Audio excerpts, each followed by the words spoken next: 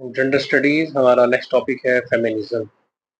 अच्छा, इससे पहले हमने इंट्रोडक्शन टू जेंडर स्टडीज, उसका जो है एवोल्यूशन एज अ सब्जेक्ट, उसकी मल्टी डिसिप्लिनरी जिसकी नेचर है, उसको हमने डिस्कस किया। जेंडर वर्ल्ड के जो फैक्टर्स हैं उसको हमने डिस्कस किया। Language as a social construct उसको डिस्कस किया।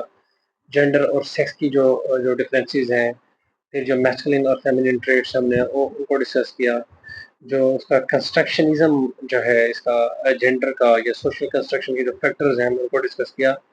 तो सीएसएस के गिवन सिलेबस के मुताबिक हम आगे लेकर चल रहे हैं। जो नेक्स्ट हमारा टॉपिक है वो है फेमिनिज्म। तो इसको शुरू करते हैं। The term feminism is used to describe the political, cultural and economic movement aimed at establishing equal rights and legal protection for women। वैसे अमूमन आपका इस टर्म के साथ अंदाज़ा हुआ होगा, कुछ लोगों की इस टर्म के बारे में मिसकंसेप्शन भी है। कुछ लोग जो है ना इसको बहुत ज़्यादा ही रिजिड मूवमेंट इसको समझते हैं। कुछ लोग जो है इसको जो है किसी मीडिया प्रोडक्ट भी इसको बोलते हैं। तो ये सारी चीज़ें इसके अंदर हैं, वो क्यों है वो आगे चल के हम डिस्कस करेंगे, और कुछ चीज़ें नहीं हैं वो क्यों है।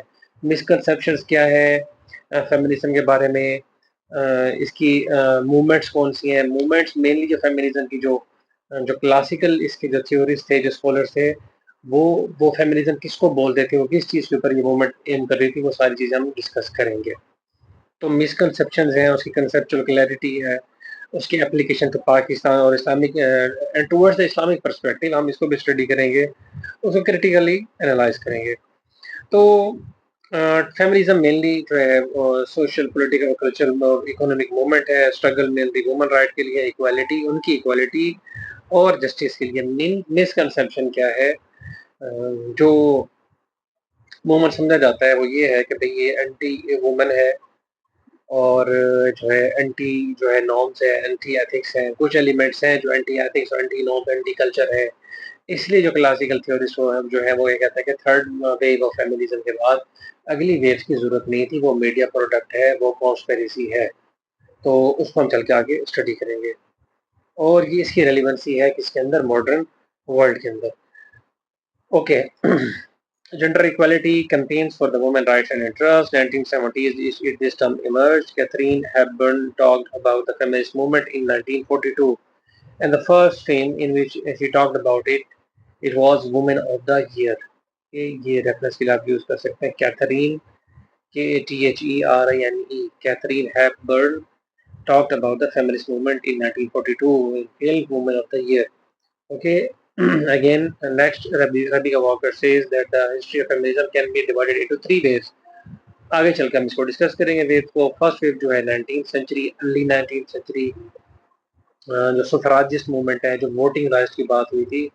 जो सुफराज का वर्ड है, ये वोटिंग इलेक्शन के साथ जो है वो यूज होता है कि भाई किसको हक है जी वोटिंग राइट्स का। सेकंड वेव 1960s 1970s के अंदर शुरू हुई, और जो थर्ड वेव है 90s टू द प्रेजेंट। कुछ लोग कहते हैं फोर्थ वेव भी चल रही है, कुछ कहते हैं फिफ्थ वेव भी चल रही है, कुछ लोग कहते हैं थर्ड ही चली जा रही है। तो मेनली थ्री वेव्स हैं इसके। फोर और फिफ्थ को कहा जाता है ये मीडिया प्रोडक्ट, लेकिन हम उनको भी डिस्कस करेंगे क्योंकि वो हमारे सिलेबस का हिस्सा है, पूछा जाता है। Feminist theory emerge from the feminist movements ranging from culture to the culture के अंदर, इंटरनेशनल रिलेशंस के अंदर, एंथ्रोपोलॉजी के अंदर। ठीक है, उसके राइट्स, कॉन्ट्रैक्ट प्रॉपर्टी राइट्स और जो वोटिंग राइट्स हैं, उनको क्लासिकल जो मूवमेंट्स है उसके अंदर इनको स्टडी किया गया। अच्छा, फॉर वुमेन बॉडीली इंटीग्रेशन, ये फिर फोर्थ वेव के अंदर जाके डिस्कस करेंगे। ऑटोनॉमी की बात होती है फेमिनिज्म के अंदर, अबॉर्शन राइट्स की बात होती है। अच्छा, for protection of women from the domestic violence, sexual harassment, rape, workplace rights, workplace for protection including maternity law and equal pay of at maternity leave against misogyny. ठीक है, middle class western Europe and the northern America, they were the primary people who started this movement. अच्छा, सिवा 1960s trend accelerated with civil rights movements in America. हम आपने US history के अंदर पढ़ा होगा, मार्टिन लूथर जूनियर जो civil rights movements हैं, ब्लैक राइट्स की जो है वो बात हुई, for the people of colour जो है, जो सिविल राइट्स की बात हुई, तो उसको सिविल राइट्स मूवमेंट बोलते हैं अमेरिका के अंदर। उसके साथ ही जो है वुमेन जो फेमिनिस्ट मूवमेंट है, राइट्स फॉर द वुमेन, ये मूवमेंट शुरू हुई।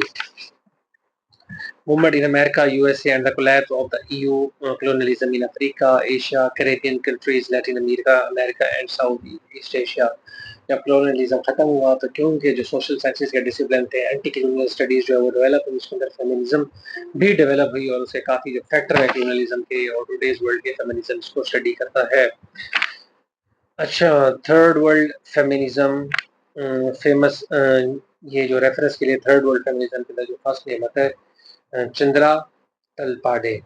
ठीक है, ये इंडियन फेमिनिस्ट मूवमेंट की वो बहुत बड़ी जो है ना वो प्रोमिनेंट कहा जा सकता है third world Indian feminist Chandra Talpade. अच्छा, famous black feminist Angela Davis और एलिस वॉलकर. अगर हम थर्ड वर्ड से देखेंगे तो चंद्रा तलपाडे. आगे चल के और भी हम डिस्कस करेंगे पाकिस्तान के अंदर जो मेन थिंकर्स हैं, मेन स्कॉलर्स हैं, तो जो मेन प्रोपोनेंट्स हैं उनको भी हम डिस्कस करेंगे. Okay, both India and African feminists allege that feminism is ethnocentric. ये कहते हैं कि सारा जो फेमिनिज्म जो शुरू के अंदर फर्स्ट वेव या सेकंड वेव की आप बात करें तो ये फोकस्ड ही सिर्फ वेस्टर्न सोसाइटी के ऊपर था. वेस्टर्न वुमेन की बात करते हो, जो थर्ड वर्ल्ड फेमिनिस्ट हैं वो ये बात करते हैं, या ब्लैक या पीपल ऑफ कलर के जो लोग हैं जो फेमिनिस्ट हैं वो ये कहते हैं कि वाइट के सिर्फ वाइट सुप्रीमेसी की बात हो रही है, तो बाकी जो पीपल ऑफ कलर है उनकी तो बात ही नहीं होती. So, waves, feminist scholars have divided the movement's history into three waves. First wave जिस तरह मैंने आपके साथ बात की कि ये सफराजिस्ट मूवमेंट है, women suffrage, women movement of the 19th century, early 20th centuries. First wave is mainly concerned with the women's right to vote. इसे सफराज बोलते हैं, सफराजिस्ट मूवमेंट. ये जो है इसके साथ जो टर्म यूज होती है वो ये है मेनली 19th और early 20th century. Right to vote, education और लीगल रिफॉर्म्स की इसके अंदर बात होती है. साफ एजुकेशन एंड लीगल रिफॉर्म्स, क्योंकि ये सफराज का भी हिस्सा है. Second wave refers to the ideas and actions associated with women's liberation movement against 1960s and campaigned for legal and social rights for women. Second wave है ये वर्क प्लेस इक्वालिटी की बात करता है, इसके अलावा ये रिप्रोडक्टिव राइट्स की बात करता है और सेक्सुअल फ्रीडम की बात करता है, वर्क प्लेस सिक्योरिटी की बात करता है, इक्वल पे की बात करता है, इक्वल अपॉर्चुनिटीज की बात करता है, इक्वल रिसोर्सेज की बात करता है, equal access to the public services की बात करता है. तो इन चीज़ों के ऊपर ये जो है सेकंड वेव का फोकस है. आगे जाकर डिटेल के अंदर हमने इन सबको डिस्कस करना है. 3-4 बुक्स से हम इसको डिस्कस करेंगे. Third wave is the continuation and reaction to the perceived failures of second wave feminism beginning in 1990s. So in detail, first wave हम शुरू करेंगे. Feminist activity 19th century, early 20th century, equal contract rights, property rights, rights for women and their children at the end of 19th century, right of women suffrage. 1854 mainly 1854 के अंदर Florence Nightingale established female nurses as same as military. बार बार ये FPSC BPSC के MCQ के अंदर 1854 के अंदर हम जो है रेफरेंसेस देंगे भी किस तरह ये जो वुमेन राइट्स किस तरह से जो है ना वो ये शुरू हो. इसके अलावा 1918 के अंदर यूके ने रिप्रेजेंटेशन ऑफ पीपल एक्ट के थ्रू वुमेन को जो है राइट्स पास्ड. दिस रेजोल्यूशन और this act passed act to grant vote to women over 30, तो उनकी एज 30 से अबव थी उनको जो है वो वोटिंग राइट दिए गए थे. इससे पहले यूरोप के अंदर कहीं भी किसी भी मुल्क को कभी भी जो है वो वोटिंग राइट्स नहीं दिए गए थे. After 1928, it was extended to the age of 21. 830 से 21 हो गया. Suffragist first in UK campaign. In US, suffragist feminists were Lucy Stones, Elizabeth Lady, who campaigned for abolition of slavery, advocated women's rights to vote. उसके अलावा फ्रांकस Willard जो है famous US feminist है. US 19th amendment 1919 के अंदर.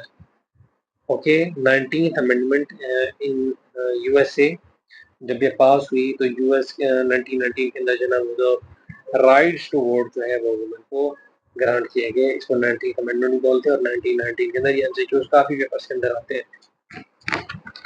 उसके बाद जो है ना वो सेकंड वेव शुरू हुई. Second wave feminism refers to the period of activity in the early 1960s lasting till 1980s and to 1990 second wave was the continuation of the first wave sociologists in UK and USA. ठीक है, तो इनका coined for the second wave of feminism the person is political. अच्छा, एक और चीज जो जो डिफरेंशिएशन बिटवीन जेंडर या सेक्स है, जो सोशल कंस्ट्रक्ट ऑफ जेंडर जो हम स्टडी करते हैं, ये सारी चीजें जो स्टडीज जो है सेकंड वेव के अंदर शुरू हुई थी, वुमेन राइट्स के ऊपर, जेंडर डिफरेंशिएशन के ऊपर, जेंडर राइट्स के ऊपर। तो ये सेकंड वेव का क्या है, वो प्रोडक्ट है। Largely concerned with the issues of equality such as ending distinction, discrimination, politicizing gender, salmon behavior and second sex। ये बार बार जो है आपको लिखना पड़ेगा या रेफरेंस देना पड़ेगा आपको, ये बहुत बड़े फेमिनिस्ट हैं। She is known for her novels, monographs, philosophy, politics, social issues, essays. She is known for the metaphysical novels. She came to stay, the Mandarins and detailed analysis of women's oppression in the second sex। इनकी book थी second sex, Simon behaviour की। Well known जो है feminist है in the world, और इनकी बहुत सी जो है स्कॉलरली और जो है ना बहुत सारी राइटिंग्स है जेंडर के ऊपर, वुमेन राइट्स के ऊपर, कॉलोनियल थॉट्स के ऊपर भी, कॉलोनियलिज्म ने किस तरह से वुमेन को सब्जुगेट किया। तो ये रेफरेंस इसका देंगे, द सेकंड सेक्स जो उनकी बुक है, ये इसका फिर एमसीक्यू आता है। Translated in 1949-1953 moral revolution, okay, that led moral revolution. अच्छा, Jean Paul said one is not born woman, one becomes woman. हम पहले भी इसको जो है वो इस कोटेशन को डिस्कस कर चुके हैं, आपको काफी आंसर्स के अंदर लिखना पड़ेगा। Social construction of women as other, Simone de Beauvoir operation of women discuss किया है किसके अंदर, अपनी बुक द सेकंड सेक्स के अंदर, ये इनकी बुक है। फेमिनिस्ट मिस्टेक इन 1963, ये इसी जो जहाँ से हम ये सारा टॉपिक कर रहे हैं, ये उसका रेफरेंस है, the feminist mistake in 1963। Book है किसकी, बैटी फ्रीडेंस की, okay. criticized women homemaking and child rearing to revamp the woman identity. The term woman liberation was first used in US in 1964. The term US liberation was used in US in 1964, and later in 1968 it came into magazines. Third wave of feminism, African feminists say our voices are abandoned. African feminists हमने बात की, third world जो feminist हमने उनकी बात की। 1990s के अंदर arise because of the perceived failures of the second wave, क्योंकि सेकंड वेव ने अपने जो है ना जो अदर कम्युनिटीज हैं, जो डिकोलोनाइज्ड कम्युनिटीज थी, जो अभी आज़ाद हुई थी, और उसके अलावा जो ब्लैक कम्युनिटीज थी, अफ्रीकन कम्युनिटीज थी, थर्ड वर्ल्ड कंट्रीज थी, जिस तरह इंडिया है, बांग्लादेश है, साउथ ईस्ट एशिया है, सिर्फ वाइट वुमेन की बात हो रही है। थर्ड वेव जो है वो सारा के ऊपर जो है वो फोकस करती है। Third wave challenge the failures of the second wave, ठीक है। It focuses on micro politics, ठीक है। They believed in difference between gender and sex and called the gender is result of social conditioning. So in both second wave and third wave we discussed the social construction of gender। अच्छा, इसके बाद ये three waves हमने कर ली। हम in three waves को आगे चल के दोबारा किसी और बुक से, किसी और रिसोर्स से, मेरे नोट्स के अंदर जिस तरह से मैंने बनाया है, जब एक बुक से लिख लिया मैंने, फिर उसको दूसरी बुक से भी उस टॉपिक को करने की कोशिश की, तो उसको आगे चल के मैं दोबारा भी आपके साथ डिस्कस करूंगा नेक्स्ट वीडियो के अंदर, ओके। अच्छा, पोस्ट फेमिनिज्म क्या है? आई थिंक ये टॉपिक जो है इसको मुझे नेक्स्ट वीडियो के अंदर आपके साथ डिस्कस करना चाहिए, क्योंकि उसके अंदर हम जो है ना वो जो फेमिनिस्ट मूवमेंट्स जो है वो वेव थी, पहले हमने जो है ना वेव डिस्कस किए, first wave, second wave, third wave, फिर जो है ना फिर अब जो नेक्स्ट है हम आपके साथ मूवमेंट डिस्कस करते हैं, feminist movements, okay. Thank you.